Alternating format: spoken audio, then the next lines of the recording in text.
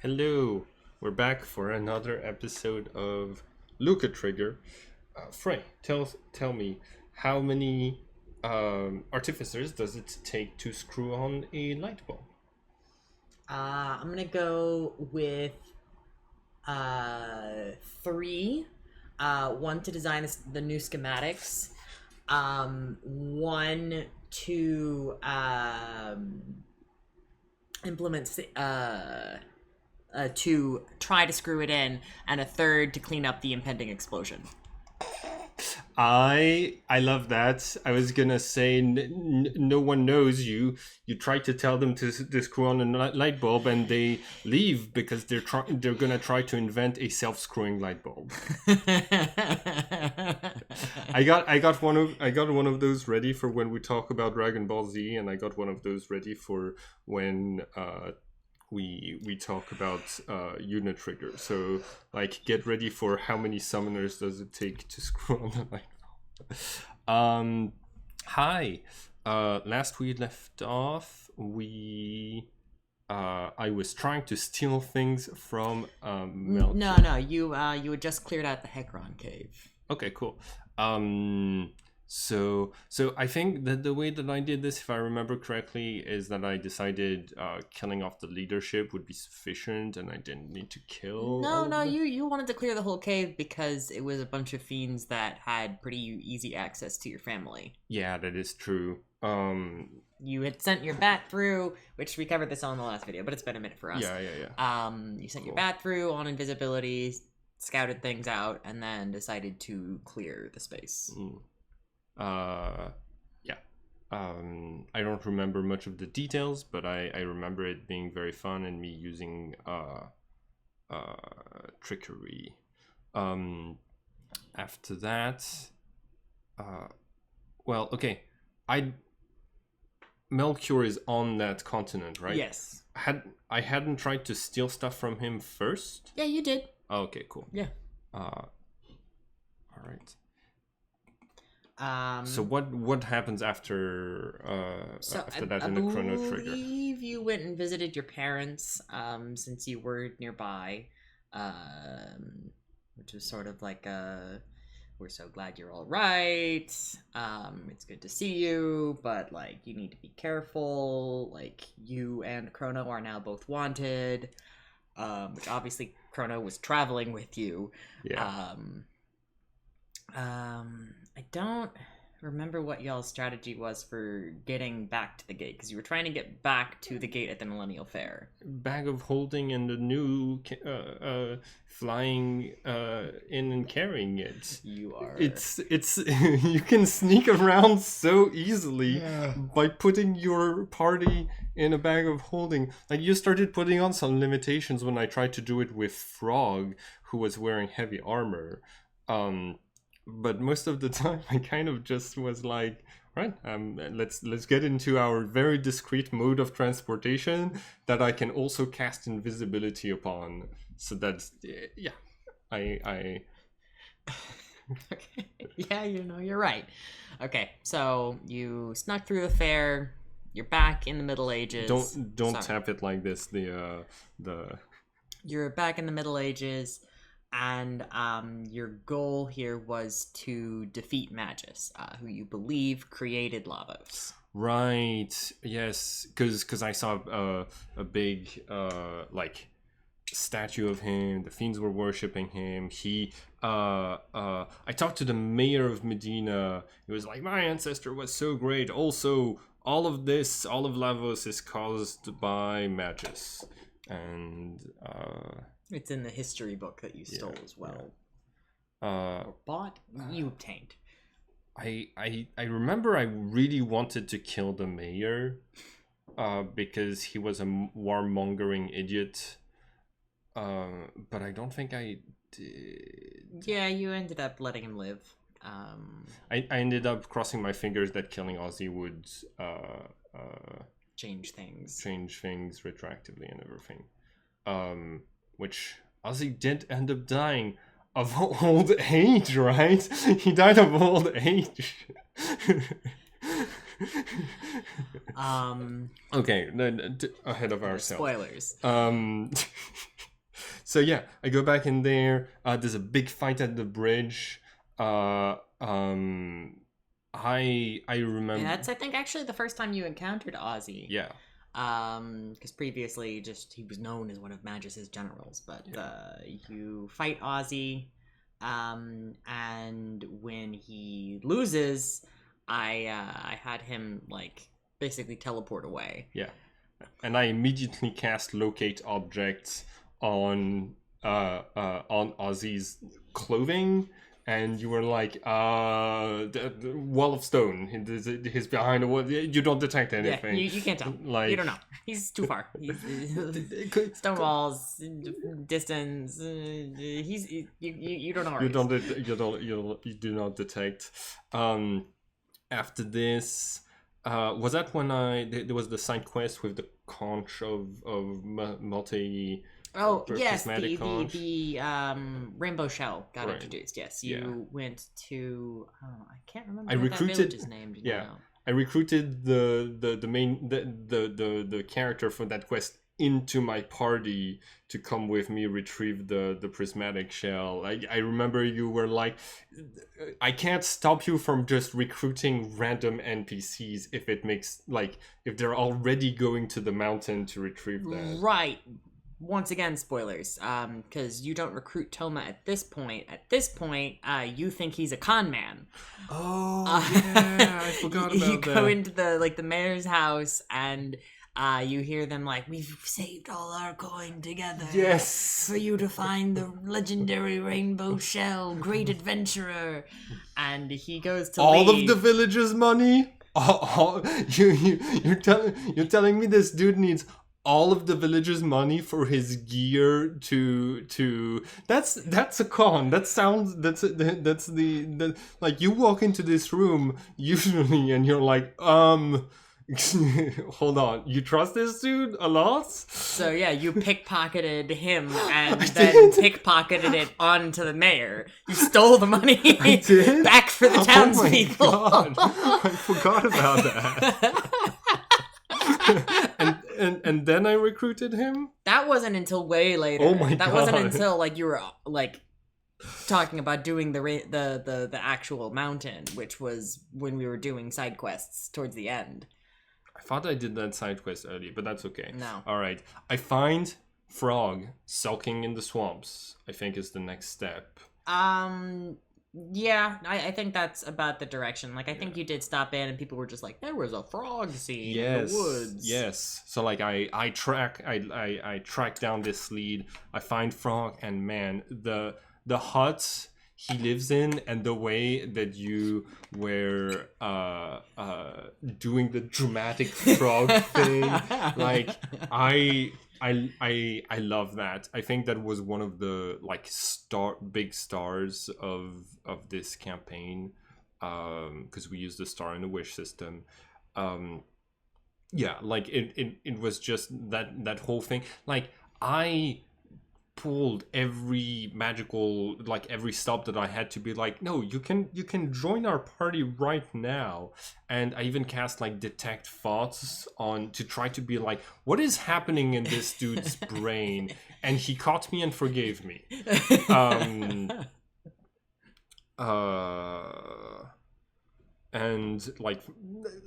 I wasn't feeling like, oh, there's too much of a and then we went to reforge Excalibur, the sword of this destiny, the Masamune, that's the one.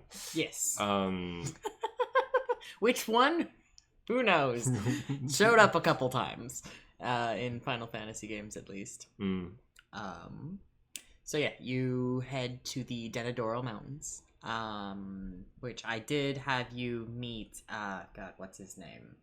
The kid that had the hero's badge and had him drop it and give it to you. Mm-hmm. Very powerful item if I... I think I had it increase the crit range for the Masamune when used against fiends. Ooh, which is... Let's turn... Let's pause. Yeah. At this point, I think my party was Lucca, and then Chrono, and then Marl. Yeah. And then I also was later. I had a 4-people party because why wouldn't I also take Frog to go and kill Magus? Yeah, so this is important. We had been forgetting to introduce the player actually for Chrono. This is Reptar. He was role playing as Chrono for most of the game. He voiced all of his lines. And also, anytime that Chrono was eating food, he insisted that he eat as well. So he was really committed to character acting. My character eats, I eat kind of things. But he was really good to work with, and so we figured we'd get him to voice his input on character decisions. Yes. That might be helpful. He had so many decisions. Yeah, no, he was really... I mean, we got to admit here that Reptar really was the MVP in pretty much every session that he participated in. Oh, for sure, 100%.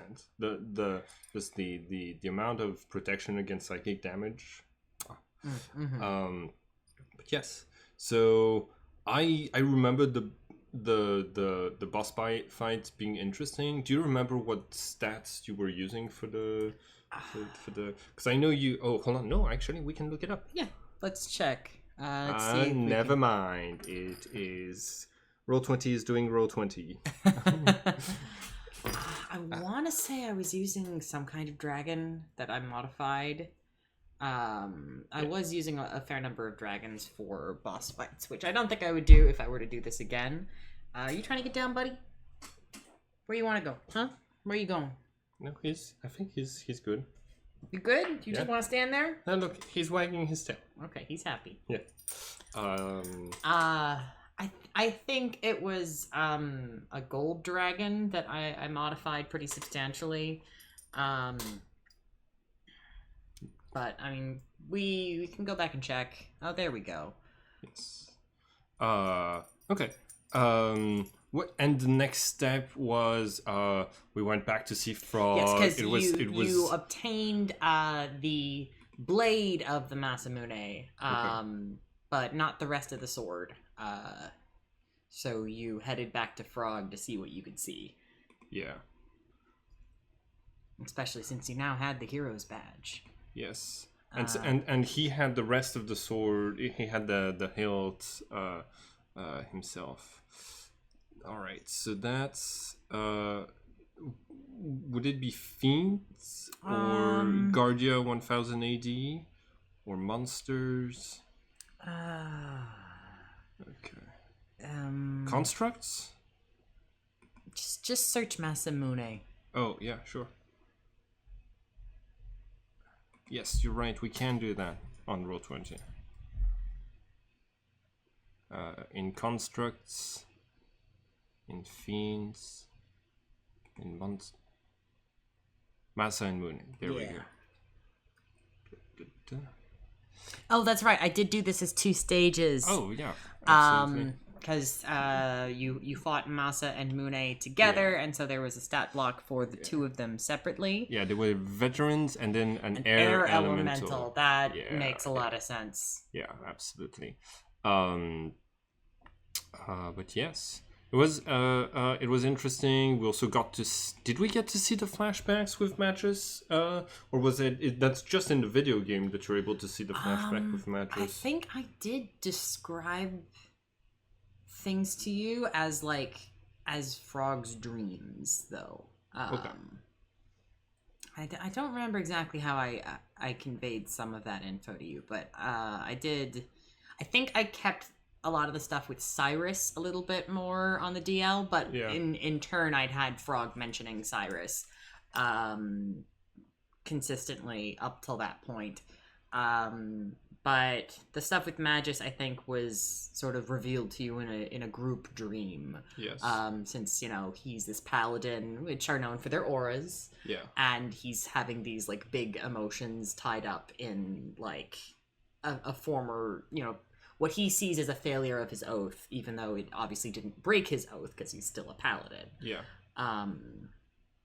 So you I think it was like group dreams. Okay.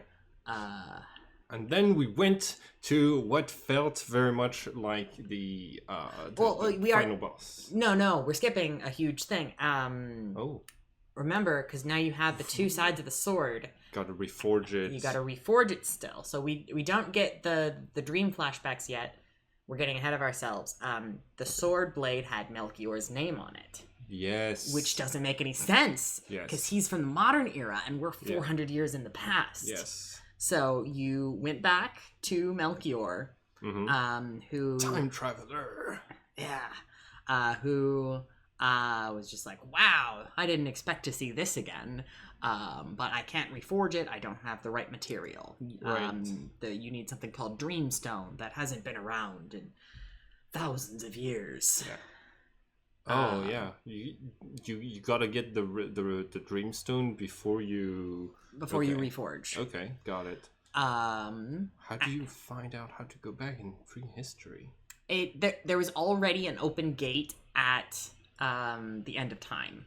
Oh, okay. So basically, it was just like you tried other gates to see if you could make anything work. Cool. So the gates that you have open at this point, you have 2 of the modern era gates open. Yeah. You have 1 of the future gates open. You have the Middle Ages gate, and then you have prehistory. Right. We head down to prehistory. We meet Ayla, that you did as a beast, Path of the Beast Barbarian. I think that was very, very fitting. I like the changes that you did compared to the video game to the different tribes, because they're coded in a way that's a little bit problematic. And then you the blackface. It's bad. It's bad. I never really processed it myself because it's 8-bit. That is just kind of a weird face. Till I realized that is 100% just blackface. But yeah, I like that you took the time. I know you modified some of the sprites. I know that you worked on the language that you were referring to. You said they had very gendered roles in the original game, and that you had changed it to caregiver and hunter and warrior, things like this. But yeah, I meet Ayla. I meet the Kino. Kino as well. Yes. Ayla's right hand. Yes.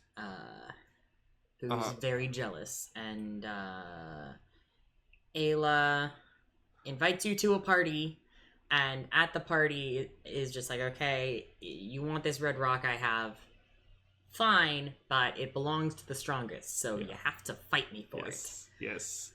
And I think if I remember correctly, I buffed Chrono as much as I could with enlarged person. I think heroism too. Heroism, haste. And all of the gear that he had, it was over in 2 turns. Yeah, no, because I had Ayla at a slightly higher level than you, I think. But I was decked out. Yeah, I was decked out, and Chrono had just 2 spellcasters. That's right.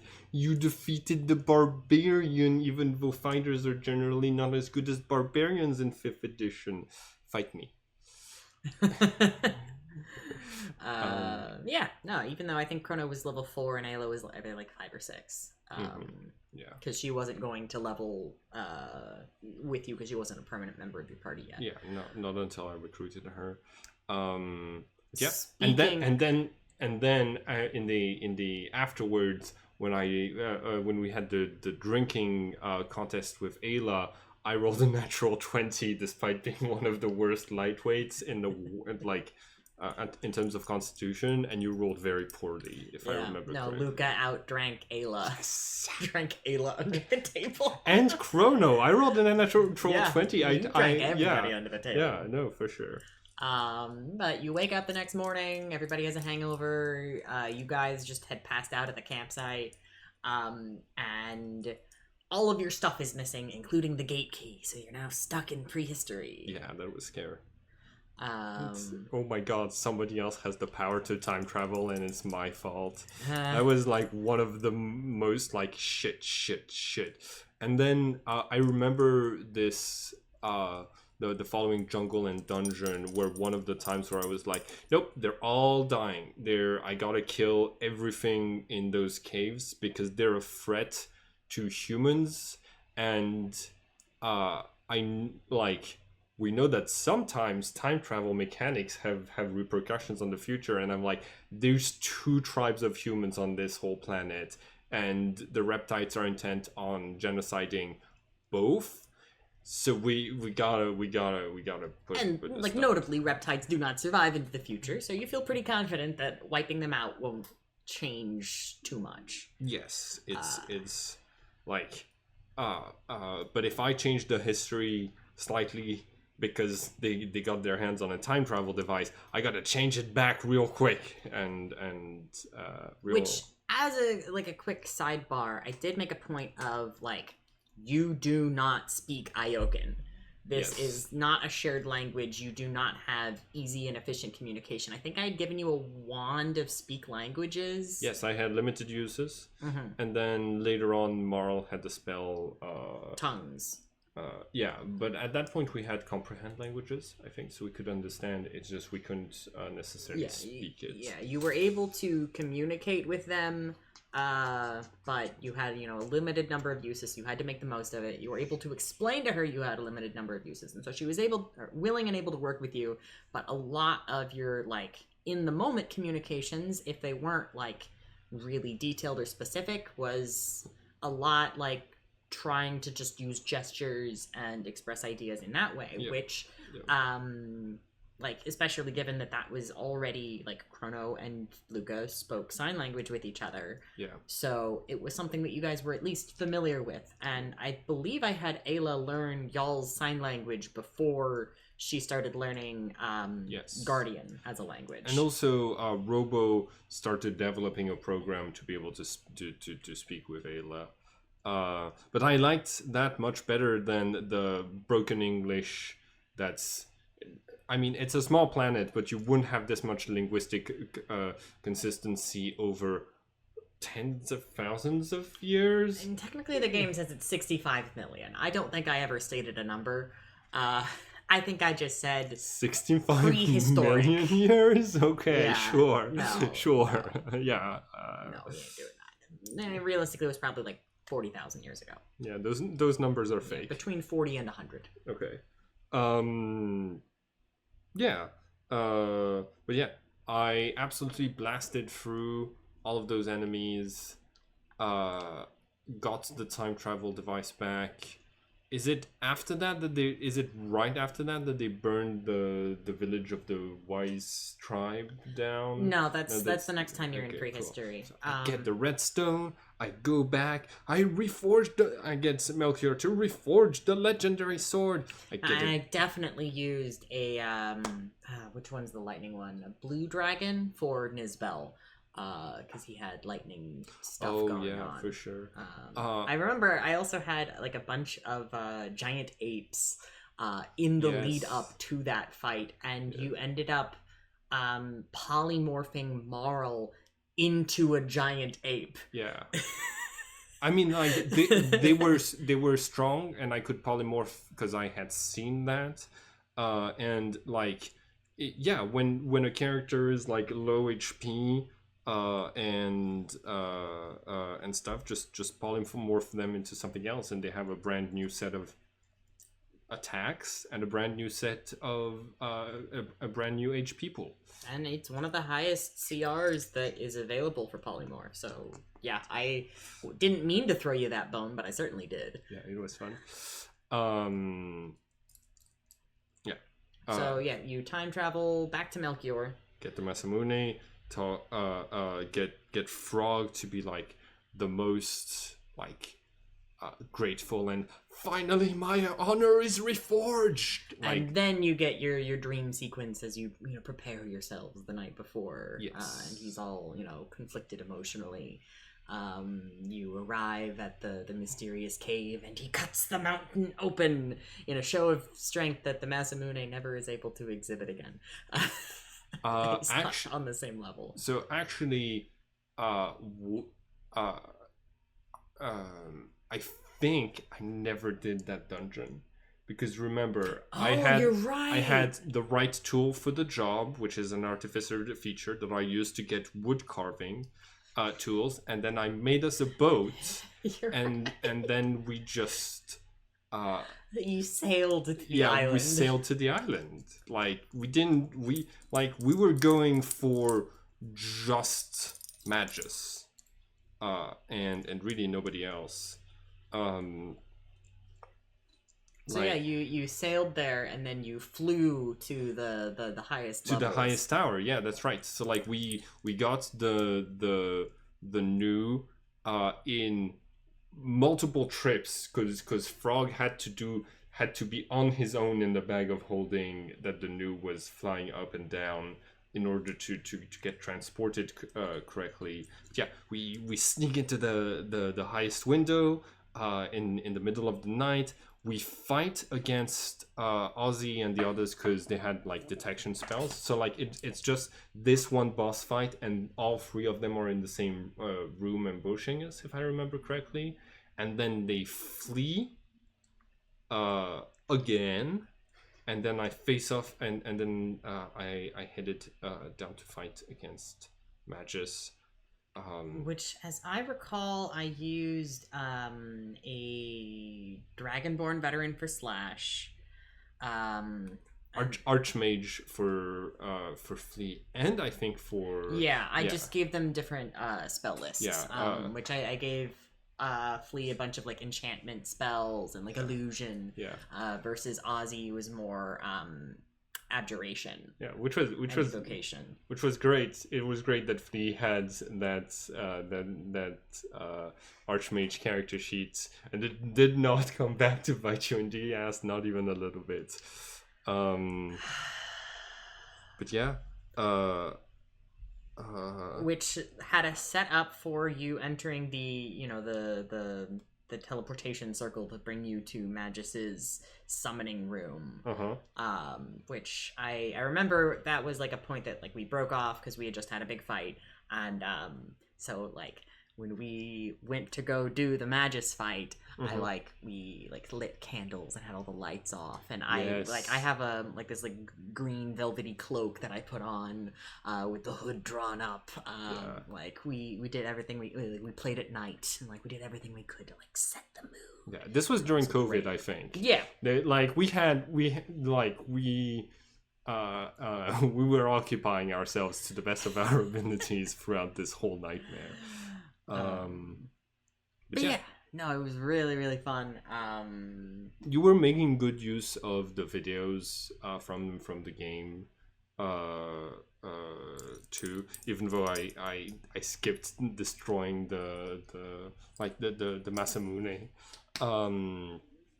But yeah, that was a tough fight because you had him as a high level sorcerer wizard hybrid. Yes, I actually made a character sheet for him, not just an NPC character sheet, but a PC character sheet. Yeah, because he was gonna be one of my characters. And as I recall, no, this wasn't quite during COVID because the Into the Feywilds book had just released, and so everyone was talking about silvery barbs. Which we had a conversation about how, so we have a standing house rule that we don't use counterspell unless a player uses counterspell. Yeah. So if Simon takes counterspell, then my NPCs can now take counterspell. If I'm a player and I have counterspell, he can. We make this rule apply to silvery barbs as well.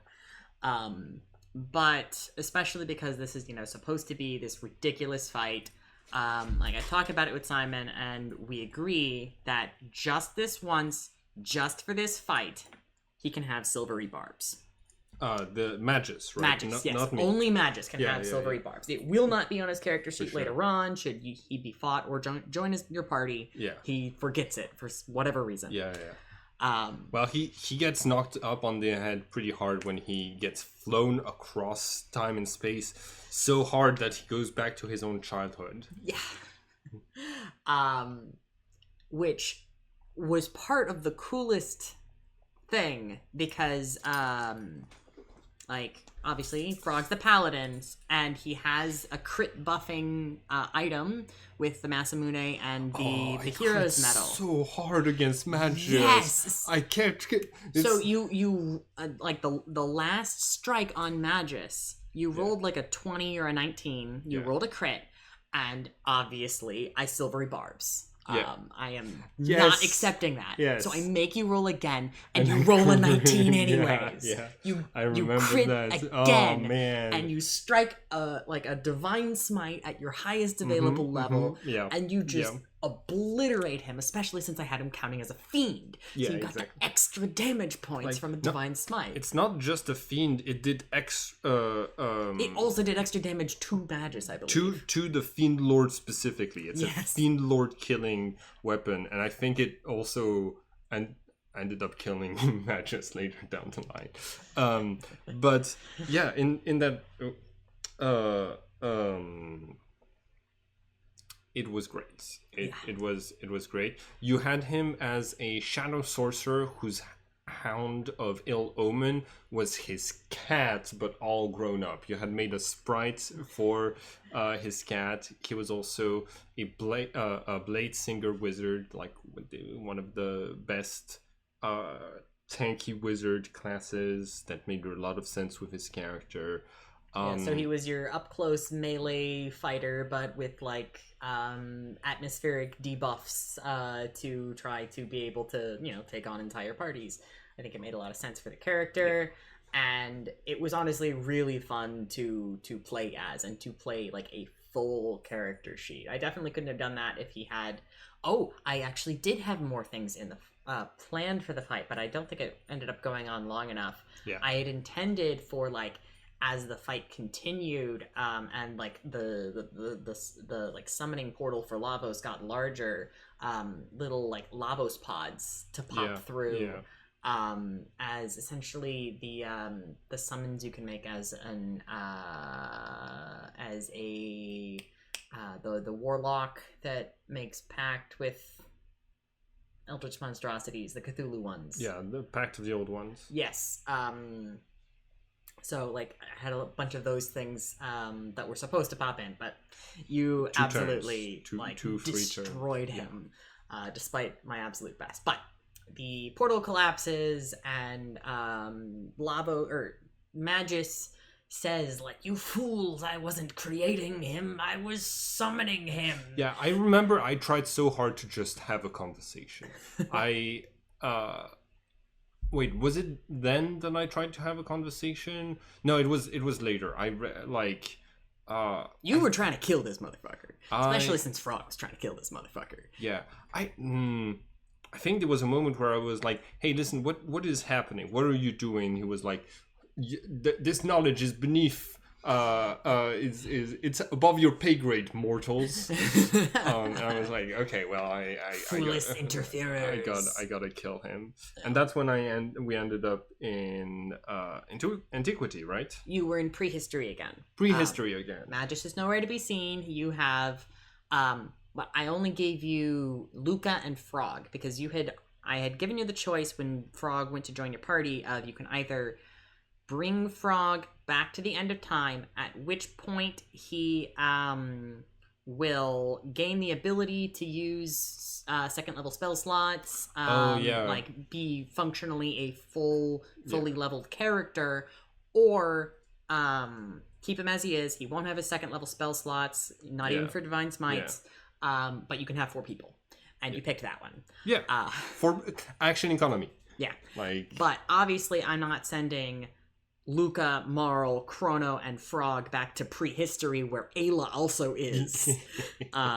So I send you and Frog to prehistory, and I send Chrono and Marl into the future, but you don't know where they are. No. I send them back to the present, but you don't know where they are. They're nowhere to be found, but you wake up with Frog in Ayla's tent. You were found in the mountains. Yeah.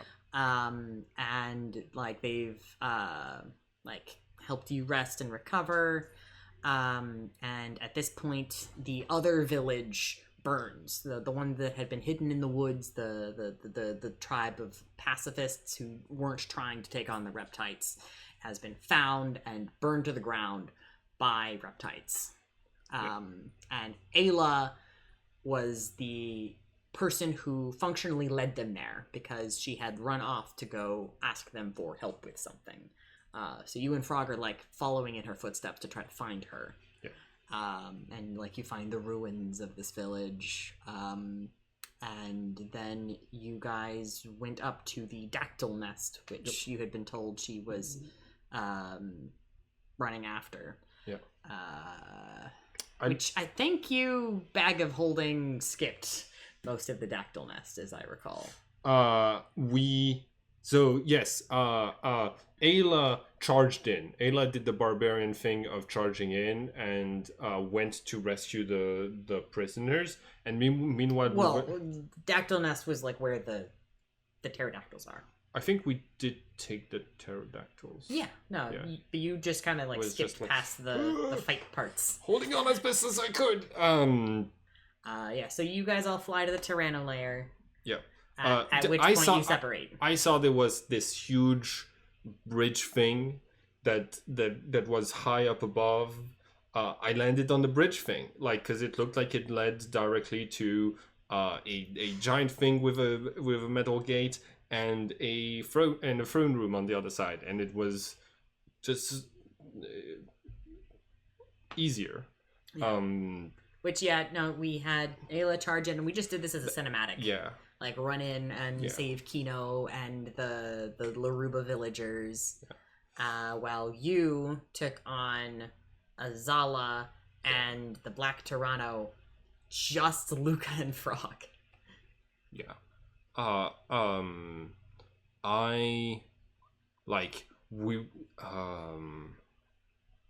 It was like an adult red dragon, and we kicked his ass. I remember this fight being very like mobile and moving around once it was the wizard Azala, because she went to places where there were other fiends and drew those fiends into the fight. Meanwhile, Ayla was like off screen wrecking stuff through the whole dungeon. And then we saw the big reveal of Lavos is an extraterrestrial that falls on the planet. I think that's where we're gonna have to stop for today. Actually, no, there's still a bit of time. I think that's still a pretty good place to wrap up. Yeah, no, it's revealed that even the name Lavos is derived from the Iokan word for, I think, red star or big fire or something. But it's derived from the Iokan term for this star falling. And antiquity is really when things start to ramp up the shenanigans, because oh boy, Magus oh man, Magus was acting stupid as fuck, and I was not about to let him be in charge of the plots when he was being so stupid. Yeah, like how can you have 19 intelligence and still be such a dumb so thick? Toxic stoicism, I'm telling you, man, it's a poison. Yeah, you were. Anyway. Anyway. So that's part 3. Yes.